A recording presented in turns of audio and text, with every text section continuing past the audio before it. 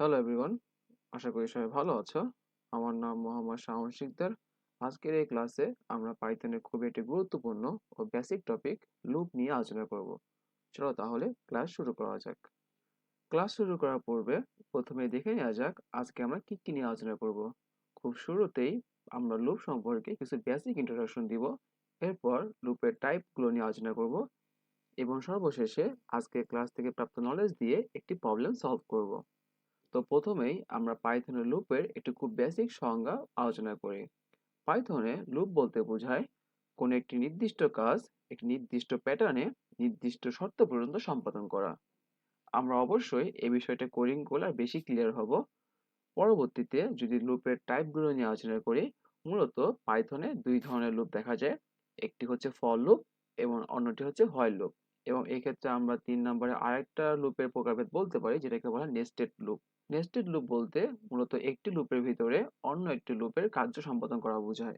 আমরা ফর লুপের সরাসরি অ্যাপ্লিকেশন শুরু করি। মনে করো তোমাকে কেউ বলল আই লাভ পাইথন কথাটি একবার প্রিন্ট করতে। তুমি খুব ইজিলি এটাকে প্রিন্ট আই লাভ পাইথন বলে রান করতে পারো। এর ফলে আউটপুটে আই লাভ পাইথন একবার প্রিন্ট হবে। যদি তোমাকে এই সেম কাজটাই 3বার করতে বলে, তুমি ঠিক একইভাবে print I love python print I love python 3বার প্রিন্ট করে রান করতে পারো। এই পর্যন্ত আমাদের কাজটা তেমনটা কষ্টসাধ্য হচ্ছে না। যদি তোমাকে এই সেম কাজটা কয়েক শতবার কয়েক হাজার বার করতে বলে, তখন তুমি যদি এভাবে প্রিন্ট করো, অবশ্যই ব্যাপারটা কষ্টসাধ্য এবং টাইম কনজিউমিং হবে। একটু খেয়াল করলে দেখতে পাবে এখানে আমাদের যে নির্দিষ্ট কাজ ছিল সেটা হচ্ছে আই লাভ পাইথন এটা প্রিন্ট করা। এরপরে নির্দিষ্ট প্যাটার্ন বলতে বোঝাচ্ছি এটা আমাদের এই অল টাইম কিন্তু সেম ভাবে প্রিন্ট করতেছে। আর নির্দিষ্ট শর্ত বলতে বোঝাচ্ছি, ধরো তোমাকে বলা হলো আই লাভ পাইথন 10বার প্রিন্ট করতে বা 100বার প্রিন্ট করতে বা 1000বার প্রিন্ট করতে। এটাকে বলা হয় নির্দিষ্ট শর্ত পর্যন্ত রান করা। সেক্ষেত্রে যদি আমরা এই প্রবলেমটা ফর লুপে করি, খুবই ইজি হয়ে যাবে। আমরা ফর লুপে এই প্রোগ্রামটা রান করে দেখি। প্রথমত ফর লুপ ডিক্লেয়ার করার জন্য আমাদের প্রথমে ফর লিখতে হয়। অবশ্যই প্রতিটা ক্যারেক্টার স্মল কেসে হবে। এরপর এখানে যে আই দেওয়া আছে, এটা হচ্ছে একটা ভেরিয়েবল। এখানে আই পরিবর্তে যে কোনো ভেরিয়েবল হতে পারতো। অবশ্যই ভেরিয়েবলের যে নেমিং কনভেনশন থাকে সেটাকে আমাদের ফলো করতে হবে। এরপর ইন দিব, দেন আমরা রেঞ্জ দিব। এই রেঞ্জ হচ্ছে একটা ফাংশন যেটা নির্ধারণ করবে আমাদের লুপটা কোন শর্ত পর্যন্ত রান করবে। আপাতত এখানে রেঞ্জের ফাংশনে একটি মাত্র আর্গুমেন্ট দেওয়া হয়েছে, কিন্তু কাজের ভিত্তিতে রেঞ্জ ফাংশন একটি, দুটি এবং তিনটি পর্যন্ত আর্গুমেন্ট নিতে পারে। যখন রেঞ্জ ফাংশনের মধ্যে একটি মাত্র আর্গুমেন্ট থাকবে, আমাদেরকে বুঝে নিতে হবে এটা শুরু হবে 0 থেকে এবং শেষ হবে রেঞ্জ ফাংশনের মধ্যে অবস্থিত সংখ্যার 8 পর্যন্ত। এখানে এক্সাম্পল হিসেবে 5 দেওয়া আছে। তার মানে আমাদের এই রেঞ্জটা যদি রান করা হয়, তাহলে 0 থেকে 4 পর্যন্ত রান করবে। এখন তোমার মনে প্রশ্ন আসতে পারে, যেহেতু আমি চাচ্ছি 5বার রান করতে, যদি 0 থেকে 4 পর্যন্ত হয় তাহলে আমার 4বার রান করতেছে। অবশ্যই না। 0, 1, 2, 3, 4 আমার কিন্তু আলটিমেটলি কাউন্ট করলে জিনিসটা 5বারই ঘুরতেছে। হয়তোবা এই ইন্ডেক্স 0 থেকে শুরু হচ্ছে, কিন্তু এটা কিন্তু ঠিকই 5বারই ঘুরবে। আমাদের ফর লুপের শর্ত দেওয়া হয়ে গেলে লাস্টে একটি কোলন দিতে হবে এবং এরপর থেকে নিচে একটি ইনডেন্ট দিয়ে আমাদের স্টেটমেন্টগুলো পাস করতে হবে। এক্ষেত্রে আমি স্টেটমেন্ট হিসেবে প্রিন্ট আই লাভ পাইথন এই লাইনটি প্রিন্ট করব। তো এই কোডটি আরো ক্লিয়ার ভাবে বোঝার জন্য আমরা সরাসরি কোডিং গ্রাউন্ডে আসতে পারি। এখানে আমি চাচ্ছি আই লাভ পাইথন এই লেখাটি 10বার প্রিন্ট করবে। সেক্ষেত্রে প্রথমেই আমাকে ফর ডিক্লেয়ার করতে হবে। এরপর একটা ভেরিয়েবল ডিক্লেয়ার করতে হবে যেখানে আমি আই দিলাম। এটা অন্য কিছু হতে পারতো, তোমার নিজের ইচ্ছা মতো, কিন্তু অবশ্যই ভেরিয়েবলের নেমিং কনভেনশন ফলো করতে হবে। এরপর ইন, দেন রেঞ্জ দিব। রেঞ্জ যেহেতু ফাংশন, এটা কিছু আর্গুমেন্ট নিবে। প্রথমত আমি এখানে একটি মান হিসেবে 10 দিলাম, যার অর্থ হচ্ছে 0 থেকে 9 পর্যন্ত এটা ঘুরবে, অর্থাৎ 10বার ঘুরবে। এরপরে সূত্র অনুযায়ী এটা কোলন দিব, দেন ইন্টার দিয়ে নিচে নেমে ইন্ডেন্ট ফলো করব। এরপর প্রিন্ট করব আই লাভ পাইথন। যদি আমি করে রান করি, দেখতে পাবে এই কোডটি 10বার প্রিন্ট করে ফেলছে। এখন তোমার মনে প্রশ্ন আসতে পারে কিভাবে এর আই লাভ পাইথন লাইনটি 10বার প্রিন্ট হলো। সবসময় মনে রাখবে, যখন আমাদের রেঞ্জ ফাংশনের মধ্যে একটি মাত্র আর্গুমেন্ট থাকবে সেটা অর্থ বোঝায় এই কাউন্টিং 0 থেকে শুরু হবে, 0তম ইন্ডেক্স থেকে শুরু হবে এবং এটি 9তম ইন্ডেক্সে শেষ হবে। তো প্রথমত এখানে যেহেতু 10 দেওয়া আছে তাই আমার 0 থেকে শুরু হলে এই 0 মানটা i এর মধ্যে থাকবে, কারণ i এখানে ভেরিয়েবল এবং সেই হচ্ছে এই মানগুলো কন্টেন্ট করে। যখন এটা 0 থেকে শুরু হচ্ছে সে চেক করবে 0 এর মানটা 10 থেকে ছোট কিনা। যদি এটা ছোট হয় এবং শর্ত যদি কমপ্লিট করে তাহলে এই স্টেটমেন্টগুলো এক্সিকিউট করবে। তো যেহেতু বর্তমানে এখানে i এর মান 0 আছে তাই প্রথমত এটা এক্সিকিউট হবে। তো ফর লুপ সবসময় বাই ডিফল্ট 1 করে মান ইনক্রিজ করে। এর ফলে যখন ফর লুপের মধ্যে সবগুলো স্টেটমেন্ট এক্সিকিউট করা হয়ে যাবে তখন সে আবার i এর মান 1 করে বৃদ্ধি করে উপরে আসবে এবং আবার চেক করবে সেটা 10 থেকে ছোট কিনা। প্রথমে i এর মান 0 ছিল এবং সবগুলো এখানে স্টেটমেন্ট প্রিন্ট করে যখন সে উপরে আসবে 1 করে বৃদ্ধি করে এখন তার i এর মান 1 হয়ে গেছে।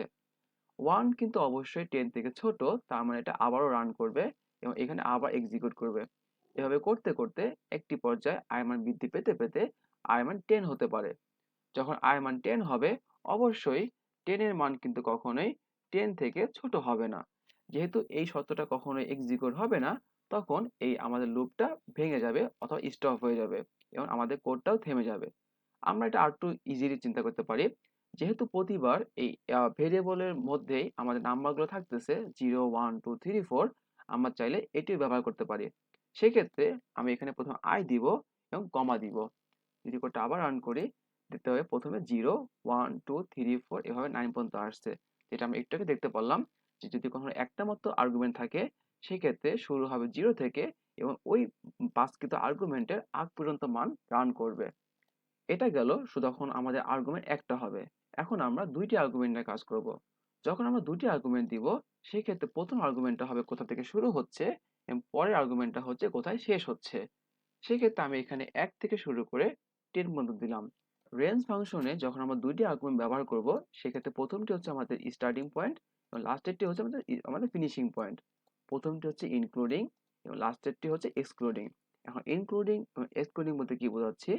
ইনক্লুডিং বলতে বোঝায় আমাদের প্রথম মানটা 1 থেকেই শুরু হবে এবং লাস্টের মানটা 10 থেকে শুরু না, 10 এ শেষ না হয়ে 10 এর আগ পর্যন্ত, মানে 10টা বাদ যাবে, 10 এর আগ পর্যন্ত হবে।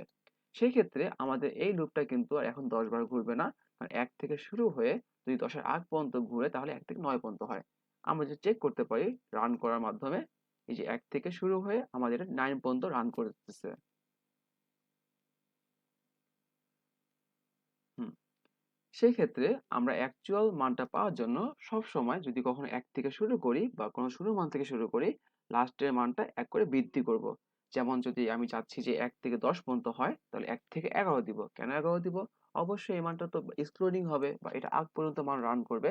তাই যদি আমি 1 থেকে 11 দেই 1 থেকে 10 হবে। ধরো আমি চাচ্ছি 1 থেকে 5 প্রিন্ট করতে, তাহলে অবশ্যই 1 থেকে 6 দিব, যেন 1 থেকে শুরু হয়ে 6 এর আগ পর্যন্ত বা 5 পর্যন্ত রান করতে পারে। আমি এটা রান করে দেখি 1 থেকে 5 পর্যন্ত আসতেছে। আমি আবার আমি এই পুরো লুপটা কিভাবে কাজ করে সেটা বলতেছি।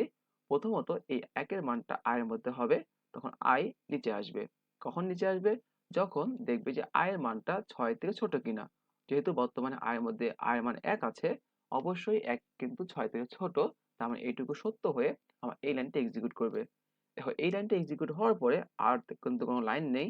যখন উপরে আসবে তখন i এর মান 1 বৃদ্ধি হয়ে উপরে আসবে। আগে ছিল 1, এখন i এর মান 2 হয়ে গেছে। অবশ্যই 2 কিন্তু 6 থেকে ছোট।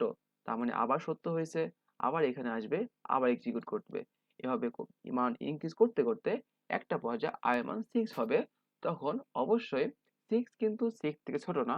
তখন লুপটা ব্রেক হয়ে যাবে এবং আমাদের এই কোডটা এখানে শেষ হয়ে যাবে। আশা করি আমরা সবাই ফর লুপের খুব বেসিক টার্মটা বুঝতে পেরেছি। আমরা এখন এই ফর লুপের ধারণা নিয়ে একটি প্রবলেম সলভ করে আসি।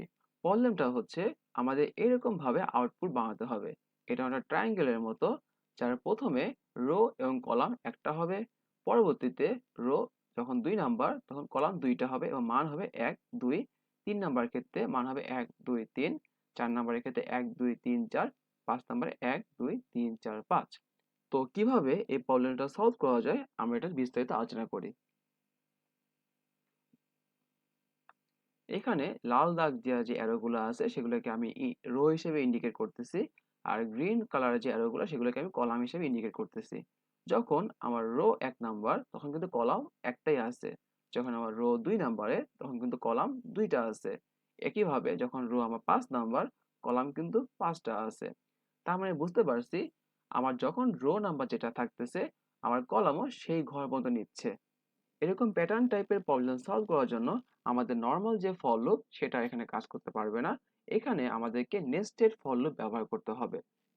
প্রথমত আমাদের যে অ্যাকচুয়াল নিয়ম ছিল সেই হিসেবে আমি ফরকে এখানে লিখি, দেন একটা ভেরিয়েবল দিব।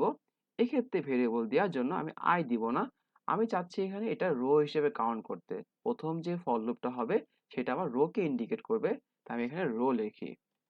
তারপরে সূত্রের ইন অ্যান্ড রেঞ্জ হবে। যেহেতু আমার প্রশ্নে বলা আছে 1 থেকে 5 পর্যন্ত, তাই আমি অবশ্যই 1 এবং এখান দিয়ে কমা দিয়ে 6 দিব। কেন 6 দিব আমরা একটু আগে আলোচনা করলাম।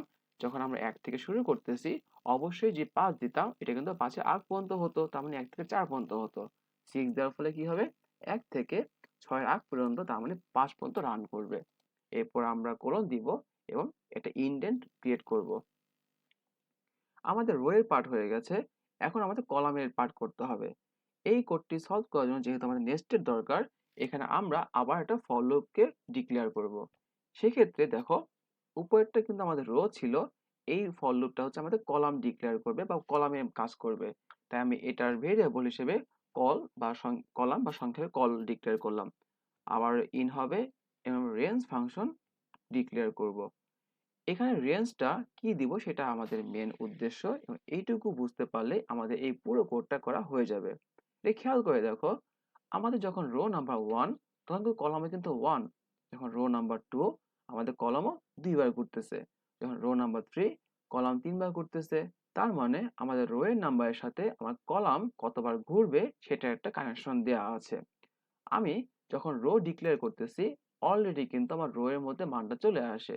যদি আমি এখানে 1 থেকে শুরু করি, কারণ অবশ্যই প্রতিবার তো 1 থেকে শুরু করতে হবে, 1 থেকে শুরু করে আমি কোন পর্যন্ত ঘোরাবো।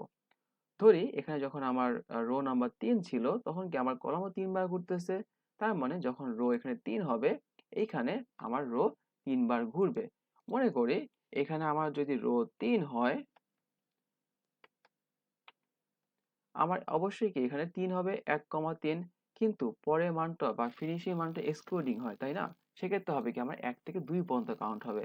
তার মানে আমি আমার অ্যাকচুয়াল মানটা পাবো না। তাই আমি এখানে রো প্লাস 1 দিব।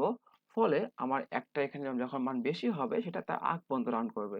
যেমন মনে করি যদি এখানে আমার রো এর মান 3 হয় তাহলে 1 থেকে 4, তার মানে কি 1 থেকে 4 অর্থ হচ্ছে যে 4 এর আগ পর্যন্ত, ফলে 1 2 3 তিনটায় রান করবে।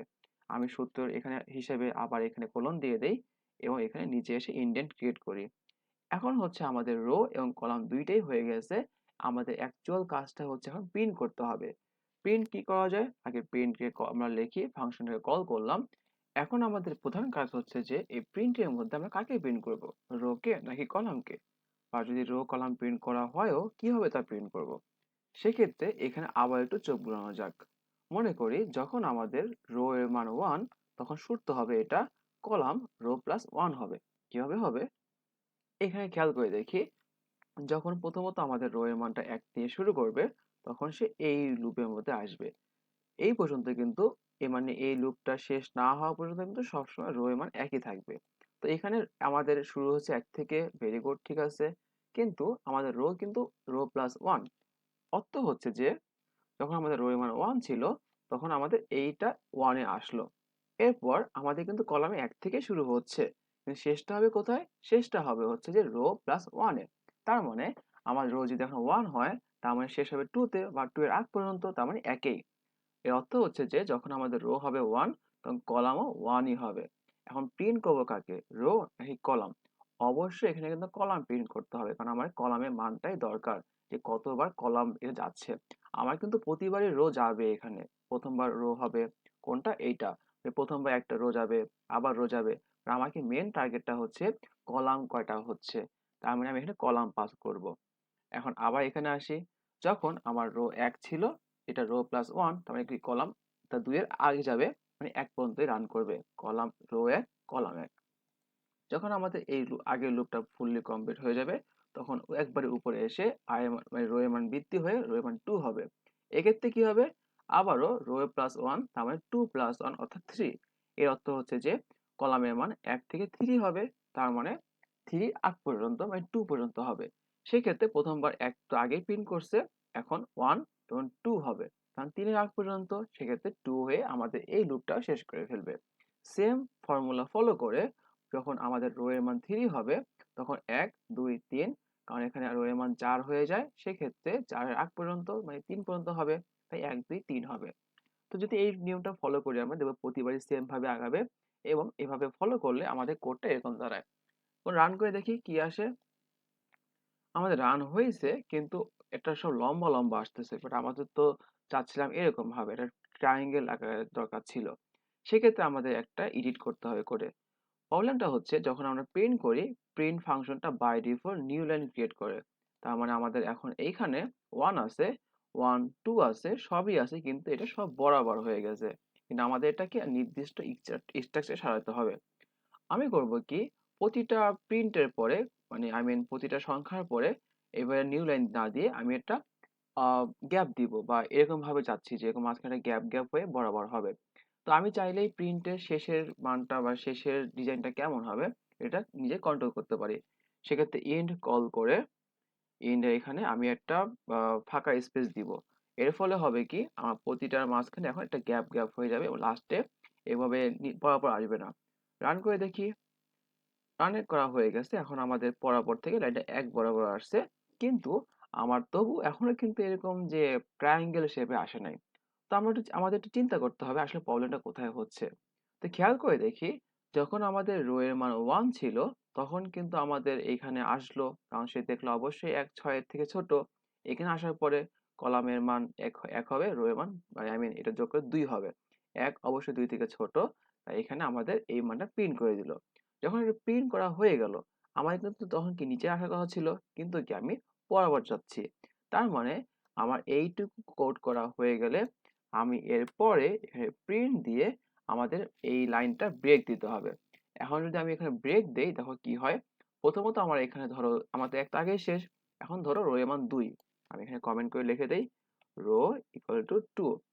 আর এখানে হচ্ছে যে কলামের মান, সরি, কলাম প্রথমে ফার্স্টে 1 থাকবে। ওকে, যখন রো এখানে 2 আসলো, আমার তো একটা আগেই প্রিন্ট হয়ে গেছে, তাই না? এখন এখন কলাম 1 নিয়ে এখানে প্রবেশ করলো, 1 প্রিন্ট করলো। প্রিন্ট করা হয়ে গেলে আমাদের হচ্ছে যে আমার কিন্তু এইটুকু শেষ হয় নাই, কারণ এটা তো 3 ছিল, মানে তো আমার 2 পর্যন্ত আসবে। তারপর এটা আবার 2 হইলো, 2 হওয়া শেষ। আমাদের এইটুকু হয়ে যাওয়ার পরে আমার এখান থেকে বের হওয়ার পরে একটা গ্যাপ দিবে। আগে যেটা পরাপর হয়ে যেত, আমার এখানে কি করবে, এই 2 এর পর একটা গ্যাপ দিয়ে বা নিউ লাইন দিয়ে তারপর আবার এখান থেকে শুরু করবে। তার মানে আমি যদি এইভাবে কোডটা করি, দেখি আমাদের কোড ঠিক আছে কিনা। দেখবো এক্স্যাক্টলি আমরা যেমন চাচ্ছিলাম ঠিক সেভাবেই কিন্তু কোডটা চলে আসছে। আশা করি সবাই বুঝতে পারছো। তারপর যদি কোনো প্রবলেম থাকে, অবশ্যই হ্যান্ড রেজ করো। আমি চেষ্টা করব আরো কোনো এক্সাম্পল থাকলে সেটা দিয়ে তোমাকে বুঝিয়ে দেওয়ার জন্য। ধন্যবাদ সবাইকে।